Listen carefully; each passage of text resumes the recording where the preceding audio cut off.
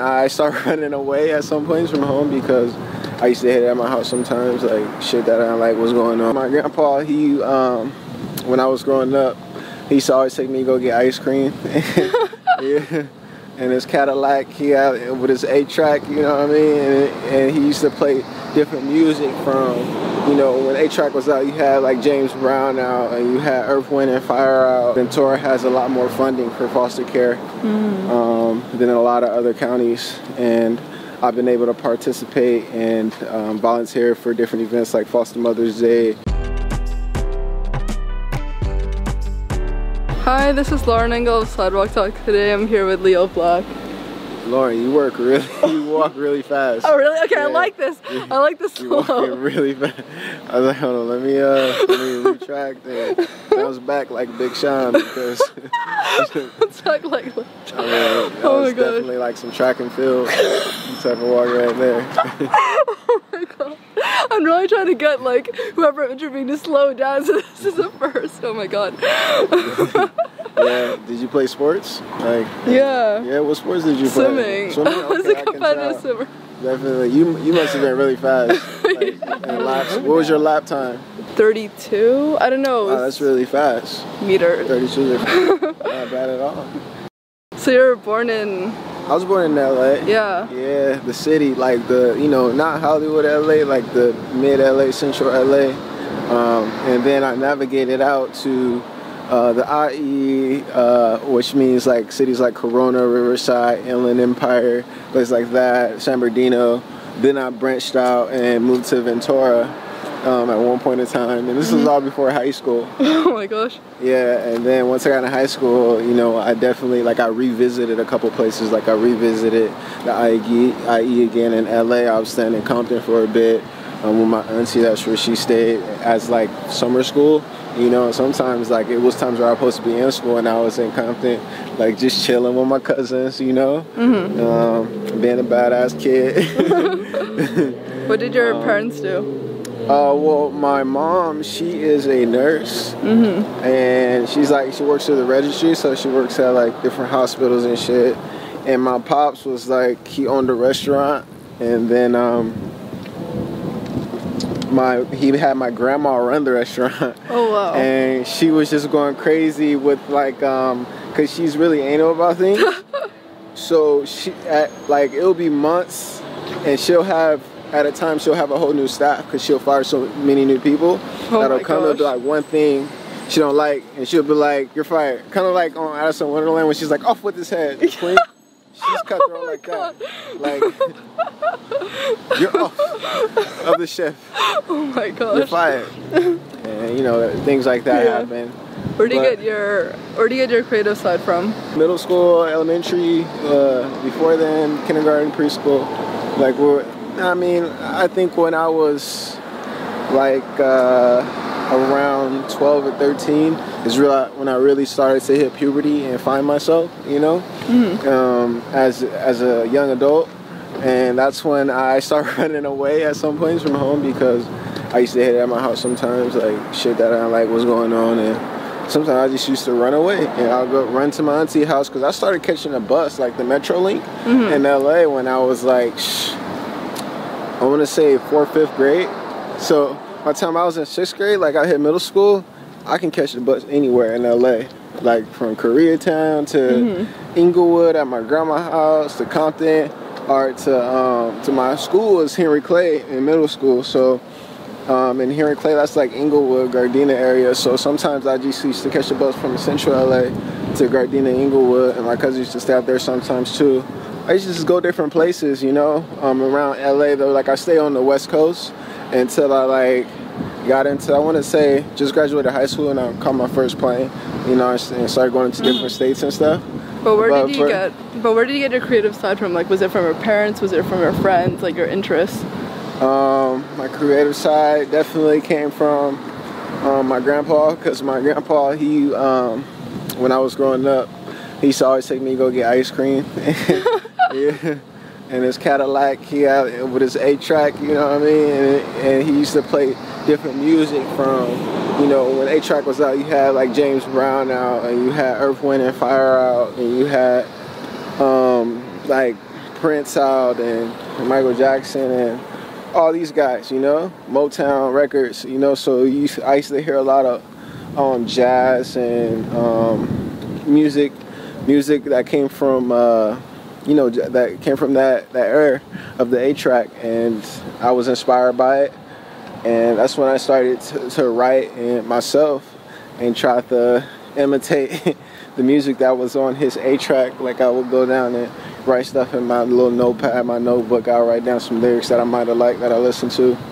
And at the time, it didn't amount to nothing. Like, I never kept all that stuff. I wish I did at this time. Like, I had the same notebooks I was writing when I was in elementary, you know. What kind of problems were you running from? From home? Yeah. Oh, you want to get to the dark stuff, huh? She's like, I want the nitty-gritty. You know, just family shit that was just happening that sometimes, like, I wouldn't like it at my household because certain things that was going on in my household. I don't really want to get too deep into family, just because there's still some things going on right now in my life that I want to be able to heal those relationships before I start to talk about it. You know what I mean? So it won't be interpreted the wrong way from the other people who may be watching this interview. Did you like school? I love school. I was a straight A student. Really? Yeah. I was really good in elementary and middle school, and in high school I had some issues, like just because I was like I said, I was catching the bus and stuff and going around to all these different cities in high school, and so I fell behind on credits because I used to live in so many different cities at the time. Like, I couldn't keep up in my academic work because I'll literally go to one school for 3 months and then have to move to a whole different city, go to a whole different and start over again. So some credits was like units were lost at the previous high school, and I wasn't able to recover them. But when I became a senior, I had like sophomore, freshman credits in high school, and I just remember like really hitting the books and going hard. And I didn't get to graduate on time, but I still got to graduate that year that I was supposed to graduate because I was taking like college courses and going to adult education and stuff, and like going really hard, and at the same time in high school as well. And I was able to recover all those high school credits and eventually go off to college right after community college. It was Ventura College, my first college. Oh. Yeah. What was your favorite subjects? Well, what was it? My first course that I ever took when I was in high school and I went to college was women's history. Oh. Yeah. Yeah, so I was in this class and it was all these women in the class, but I needed a history subject, so I just picked it to graduate. I needed that unit, and I just remember like going in and sitting in this class, being in high school and sitting in this class full of like girls that were like, you know, late teens, early 20s, like, and they were just young and hot, and the education, like, they're really smart. And I just kind of learned from all of them. Everybody in my class, I got to learn from them because I was just a sponge at that time. Like, I wouldn't raise my hand in college. Like, I didn't even know that in order to go to the bathroom in college, you could just walk out of class. Like, you don't got to raise your hand and be like, hey, can I go to the bathroom, teacher? But I was still in high school, so I was going through those type of things, like, and taking college courses. But yeah. So I was like, that course kind of motivated me. What's up, bro? Nice seeing you, G.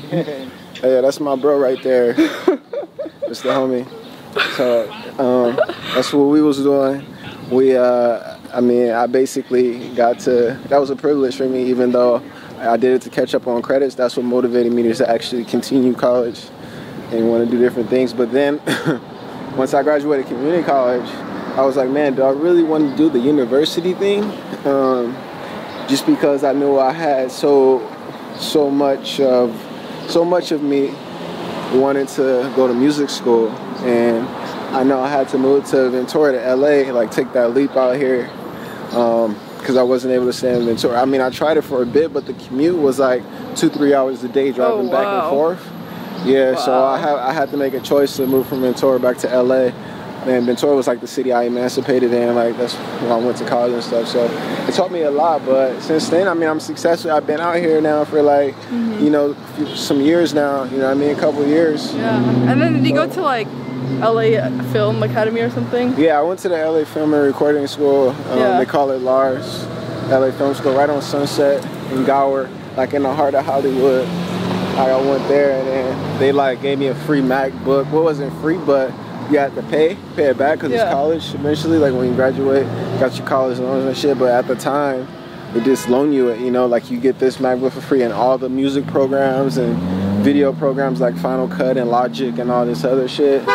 And I just learned, like I was just soaking it up, and I learned how to edit videos, I learned how to record my own music, learned how to do it. Like they taught me so much, you know. And I took that and I applied it later on, you know. And I didn't apply it right after when I finished with the school, but I applied it once I got in the position to apply it, and was able to get everything right, you know, as far as like branding and social media and all these other things that come with being a music artist in today, you know. And then the first, I guess, big thing you got was the NBC, right? Yeah, I was on, well, I did the show with Warner Bros.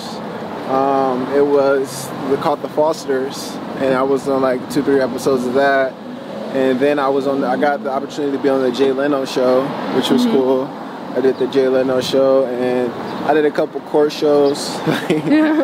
Some like Judge Hatchett, he was supposed to customize my kicks in Atlanta, and then I ended up getting a lawsuit because the shoes was like, I mean, at that time, $5,000 is a lot of money. I paid $5,000 to get my shoes customized, and we kind of settled the dispute over Judge Hatchett, and I ended up getting that guy. I successfully sued him, and he paid me 5 racks because he did my shoes wrong when he customized them for my birthday when I was in Atlanta. Yeah. And then, but was like getting into acting something that you wanted to do initially, or? I mean, since I was a kid, I've always been, because I took a couple of theater classes and stuff. Like Tupac took theater classes. I don't know if you know that. Yeah, I did. You know who Tupac is? Yeah, of course you know who Tupac is.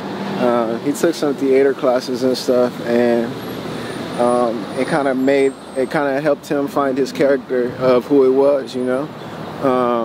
And it's no front, like it's all authentic, but it's just knowing yourself. Like theater taught me who I was, you know, as a person. So more authenticity comes out, you know, when I speak or I choose to, you know, act on something. True.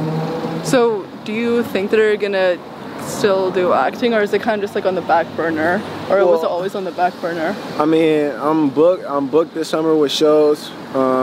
I just put out like 50 songs, literally 50 songs on one project. I know, I saw that. I was like, what? I kept scrolling. When does this end? Yeah. It's so long. It's called Legend, and I picked, Have a Great Day was my last project. Before then, the Deluxe is like 10 songs.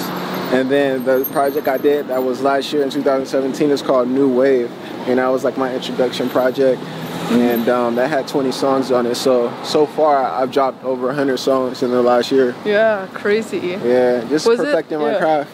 Was it difficult getting into music from acting? I mean, to get into, I would say no, because I started off actually doing music first. Like that when I started, you know, my grandfather and the 8-track thing and me writing. It wasn't exactly like me writing lyrics, but it was like poetry, and I consider that still music, you know? And when I started writing, I got into that first. But, I mean, as a kid, like, I did some Welch's grape commercials and shit like that. Yeah. But, I mean, I never really looked at it as my main thing until I'm able to get, like, really sit down and do a full show that's based around my character, you know, and something that we can really like move forward with. Like if I can possibly land something with Netflix on the show that's being written right now in any projects, I will definitely be down to, you know, pursue that. But usually when I'm doing, I can multitask. So every time I've acted in things, like I've been able to also do music too on my time off, even though it's really time consuming. I still been able to, you know, multitask and get that music off while acting, because for me it's a way of venting. And I know being on sets and film and stuff like reality TV, like I did Love and Hip Hop, and it was like that's on VH1, and that's like a really like intense show when you're on set, because there's so much going on, and you don't only got to deal with the talent, you got to deal with like the the director, the assistant director, the casting director, all these different personalities on set, and like that's what taught me how to multitask, because I wanted to be able to ventilate, and in order to do that I needed to make music, so that's what I did for fun. How did you meet people in the music industry initially? Originally, it's funny because I would just go to shows. Like I come from Ventura. It's not many music artists in Ventura, although we do have Anderson .Paak, which is pretty dope. Blue was like the first artist. I don't know if you heard Blue, BLU. He was like the first artist I ever heard of that was from Ventura. I was doing things outside of Ventura. And then later on, you got me, Leo Black. You got guys like Kyle. You got guys like Anderson .Paak. You got guys like King. All these different music talents coming out of Ventura, and it's dope because, like, I feel like, we got a dope era of people. Right now, 2018. Well, this interview probably 2028. Y'all still be looking at this, and I'll still be a relevant artist. How did you get into the foster care? Originally, I got into foster care. I actually go to this really cool event, Foster Mother's Day, and that's every year. It just actually passed this past Mother's Day since it's close to that time. Yeah, I saw that picture.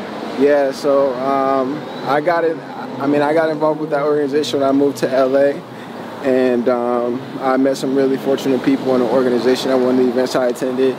And from then on, I was able to kick my foot in the door in the foster care system in LA, because it's different from the foster care system in Ventura, which I emancipated from. Ventura has a lot more funding for foster care than a lot of other counties, and I've been able to participate and volunteer for different events like Foster Mother's Day or CYC, California Youth Connections, or what's another one? The one's coming up tomorrow, actually. It's at Full Screen in Playa Vista, and it's basically it's called Hack Foster Care, and we're creating apps to be able to help foster youth communicate more efficiently with their social workers. Yeah, so it's one of those type of things. Yeah, it sounds cool. How about Circus? Is that how you say it? Circus is an app that I found out about when I came to LA, and it was because I wanted to get to know LA a little bit more, different clubs, different hotspots to go to, different shows, and it was just like it's not where it's at now as far as a startup. Like it was just starting. Excuse me. It was in front of it was in its beginning stages of an app, like a startup, and that's when I was able to get in. Like I met someone at the W Hotel, went to the W Hotel, and the dude was like, I can't believe I'm getting paid to be here. And I was like, what, you getting paid to go to the W Hotel? I would spend racks just to be here, just because of the networking and the quality of the experience you have when you go there for some of their night events. And so he told me about the app. I downloaded it, and me and that guy actually is from Dubai. Oh. Yeah, so we kept in contact after that. Like every summer he comes out here from Dubai, and we'll chill now. But it's been like crazy, like 2-3 years since then, like going on 3 years. I've been with them for like 2 years now, 2 years and like 2 months, something like that. And you can check on my LinkedIn. But you can check me out on Spotify too, Leo Black. And you can listen to my project with 50 songs. It's called Legend, or Have a Great Day. Some of my most popular songs are on New Wave. That's one of the first projects I dropped. One of my most popular songs is called Running Through the City. Have you heard that song? Yeah, it's so good. I've heard it. Oh, thank you. Yeah. So it was a hit. I put it out on SoundCloud first, and then later it blew up on SoundCloud. Like I got so many retweets and Instagram posts because of that song. and then that really motivated me to stay on that same type of way as far as music. And I've been able to put that type of content out even now today. Still, we're collabing with Megalodon on a song we got now called Bust It. Yeah. What's the inspiration for that song? Well, basically, around the time that we made it, it was Coachella season, and Beyonce was headlining. And I was inspired by her performance that she gave. I got to attend week 2 of Coachella. Nice. And like Kalani, I listened to her album Sweet Sexy Savage. That's why I dropped Kalani and said Savage on her. And then Lil Yachty, that was just me being, you know, creative and basically thinking out loud. I was thinking out loud because I thought Lil Yachty's head is dope, you know, like a red head. So, you know, I was just hyped up off Coachella and then made the hook. It was easy. Yeah. But there was definitely something that was perfect timing. That's how I was able to come up with those lyrics. She a savage like Kalani, a redhead like Yachty, with a body like Beyonce. Bust it, bust it. Thank you, bro. He's on the skateboard right now. That's actually me when, you know, in my neighborhood, like I'm just around skating. Yeah. And people be doing shit like this. I'm just like, hey, what's up? You know, sorry I'm in your way. I'm about to hop back on my penny board and, you know, go to the donut shop. How would you say you've grown as a person since when you were younger? Since I was younger, I mean, I've become a lot more mature. I was a lot more wild when I was younger. Just being a teenager growing up in central LA, you don't got the best influences, you know? So, like, the people that were, you know, our influence was like gang members or drug dealers and, you know, things like that, like when I was young. So, I mean, to be able to now be outside of that and see the successful people are the teachers, the lawyers, the doctors, professors, agents, you know, the people who necessarily don't look as flashy, but they actually got real equity under them. And, you know, they have assets and own properties and, you know, things like that. That's inspiring to know this is how you get money legitimately and you're able to stay on the right path and, you know, be able to maneuver in the city because, you know, it's a lot going on out here. Where are you from? Hong Kong. Oh, I love Hong Kong. You been there? I mean, if I can go anywhere internationally, it'll be Hong Kong first. Really? You know what I mean? Definitely. My girlfriend's from Hong Kong. No! Like, she's been living here for about 4 years. She's not even a citizen. Really? That's why they're going to get married, so she can get her green card or visa. How would you say your music has changed since the early songs you made? I mean, it's gotten a lot more mature.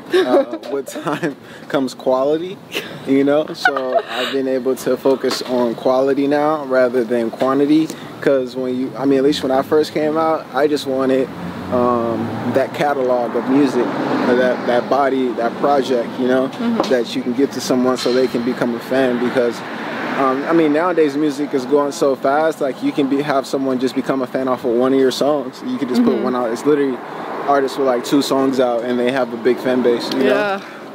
So now it's a little bit different. But at least like 4 or 5 years ago, you know, it used to be about like, all right, can you get a full body, like a mixtape together, a solid mixtape, and throw it on blogs like Dat Piff and Hot New Hip Hop and all these different hip hop blogs that was popping at the moment, because that's when blogs were big. I mean, they're still big, like Complex and things like that, and Fader, but now our Viceland, but more of the people go to like YouTube to check their stuff out rather than the actual website, you know?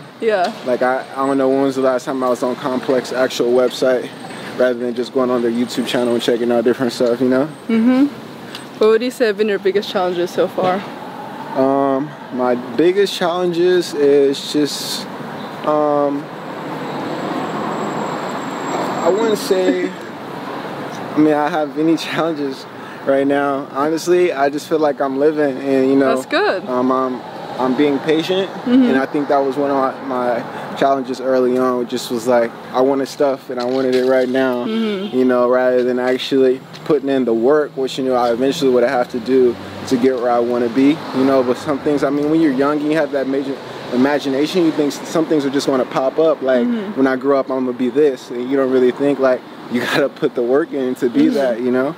So, that's where I'm at right now, about putting the work in, you know, and making sure that I make the right decisions, right choices, surround myself with the right people, and be patient, you know, and align myself with the right things to get where I want to go in life.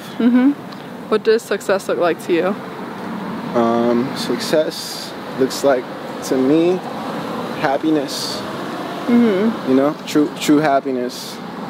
So that's why a lot of people define success as like different things, because different things make certain people happy. Not everybody was raised like me, so like the things that make you happy may not make me happy because I never experienced those things before, you know. So I gotta experience first to know what it's like and know what it makes me feel like, you know. What does love mean to you? Being one, you know, being aligned with each other, you know, being a team, working with each other, and you know, showing each other affection and love, and being patient with each other, and understanding, you know, of each other, and knowing who, you know, who they are and who you are, and what can you be able to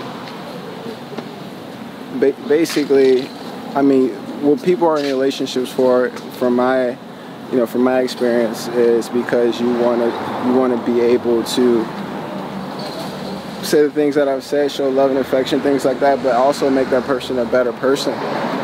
You know, no matter where that person lacks, you know, are some flaws, just be accepting of those flaws, and see where can you be at to help that person and whatever it is that they need help in, rather than their personal family issues, or, you know, their work, or their emotional issues, mental, physical, things like that, you know. So say if you want to be able to, this year, if you wanted, one of your goals is, you had a New Year's resolution for 2018? I guess just this. Yeah, and what does that consist of? Trying to live off it.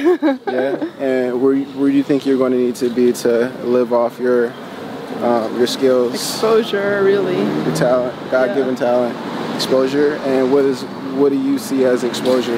Like followers, or, you know, being able to afford certain things, you know? I guess mostly views, trying to get bigger artists through that, and then like people actually seeing it as a legit platform. Okay. We'll see whatever people consider as a legit platform. So you don't know where that legitimacy lands yet? Like, I think it's a combination of subs, views, subscribers on YouTube, types of people, caliber, algorithms, that sort of things.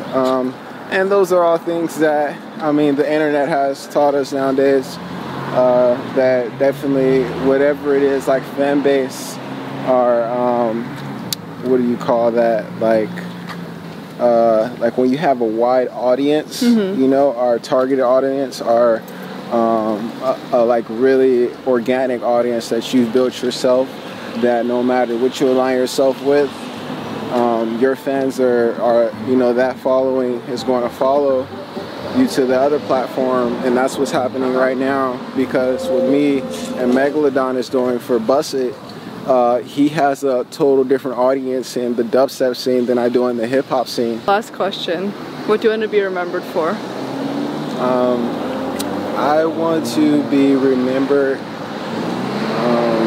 for the energy that I put out in the universe. You know, things that you might not see in interviews and things like that I did in people's lives behind the scenes. You know, that just, I feel like every person has the choice to make a difference in others' lives, you know, somehow, some way, and a positive impact while they're doing it. And when it comes to the foster care system, which you know, something that it's really close to me and something I experienced personally, and I definitely want to make an impact in that field. And things like tech, which I work now, I definitely see me being able to emphasize and, you know, be a plus, you know, not be more of a liability, but be a asset to tech, you know, and you know, implement certain things that help push the tech culture forward, you know, with social media and all these different apps and things like that. And with music, just to be able to make a positive impact and be remembered for all the, every song that I put out that may not be my hottest song out, but songs that I made because I know other people were going through the same things that I've been through that might not have a light shed on it. Yeah, I love that. Yeah. Thank you so much. Yeah.